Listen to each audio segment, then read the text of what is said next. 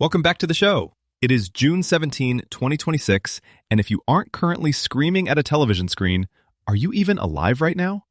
The World Cup is in full swing, and today we are diving into one of the most culturally chaotic, beautiful matchups of the tournament. Portugal versus the Democratic Republic of Congo.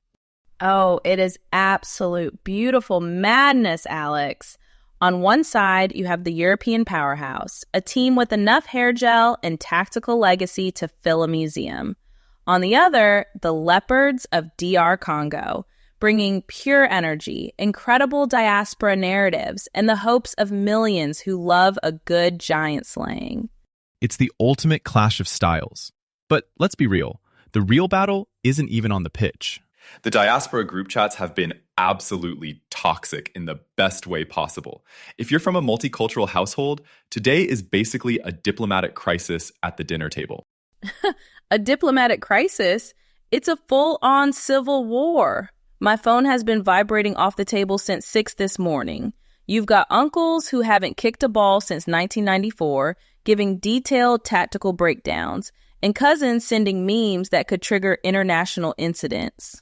My neighbor, Senhor Silva, was out on his porch at dawn, meticulously hanging 3 different Portuguese flags while muttering prayers to St. Anthony. Meanwhile, down the street, the Congolese family was already blasting Roomba music and prepping the grill.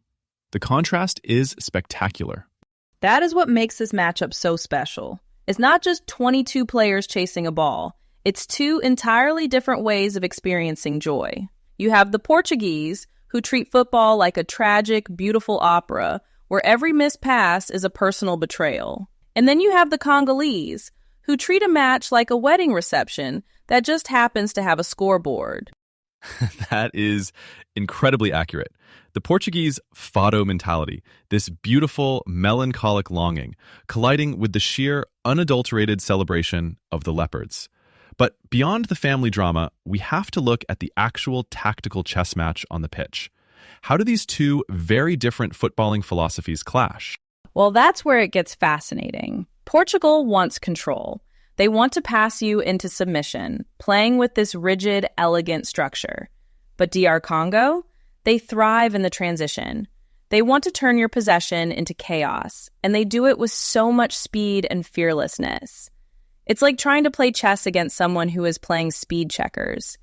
And nobody does football drama quite like these 2 fan bases. Maya, did you actually see some of the pre-match memes?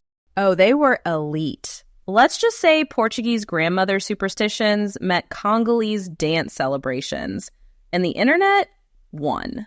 There was this one video of a Portuguese avô trying to cast a protective spell on Cristiano Ronaldo's knee using a clove of garlic, stitched next to a video of the entire Congolese squad doing the Fimbu dance in perfect synchronization. The garlic spell. I saw that. Honestly, if garlic could cure a hamstring strain, Portugal would have 10 World Cups by now. But that's the magic of this tournament.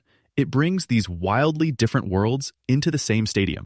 It really does. It's the only place where you can see a guy in a full-body leopard suit sharing a plate of codfish cakes with a guy wearing a scarf that has his grandmother's face knitted onto it.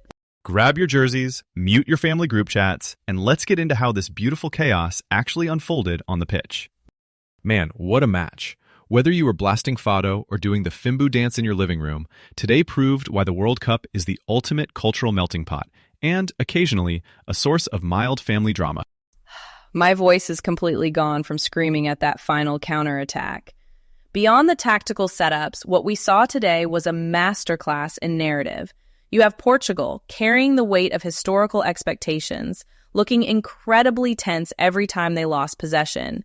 Then you have a DR Congo side fueled by pure joy, resilience, and a massive global diaspora cheering them on. It's a reminder that football is never just about the 90 minutes on the pitch. Right? It's about whose auntie is going to talk the most trash on WhatsApp tomorrow. My phone is still buzzing. But looking ahead, what's the big takeaway for both these teams as the tournament heats up? For DR Congo, it's about sustaining that fearless energy. They've shown they can disrupt the giants. Now they need to bottle that chaos and use it strategically. They can't just rely on emotional adrenaline. For Portugal, it's a massive wake-up call. Reputation alone doesn't win matches anymore in 2026. The gap is closing, and tactical flexibility is survival. If you play with that much rigidity, teams will figure you out in 20 minutes. It really felt like Portugal was trying to play classical music while DR Congo was playing jazz. Every time Portugal tried to establish a rhythm, the Leopards just changed the tempo entirely. Yes, and that's the beauty of it. You can have all the tactical boards and heat maps in the world, but you can't coach pure, instinctive chemistry. And for us fans, the takeaway is clear. Never, ever skip the post-match celebrations, because the memes coming out of this group stage are already elite tier. Seriously, my feed is just pure art right now. It really is. It shows how football connects us, mocks us, and unites us all at once. If you're looking for what's next, keep an eye on how these cultural narratives shape the locker room chemistry in the coming matches. Well, whatever happens next, I know I'm ordering some Peri-Peri chicken and some mikate to celebrate both sides tonight. Let's keep the peace in the group chats, people. A very wise and delicious compromise. Until next time, keep analyzing the game, but don't forget to enjoy the culture. Catch you on the next one. Peace.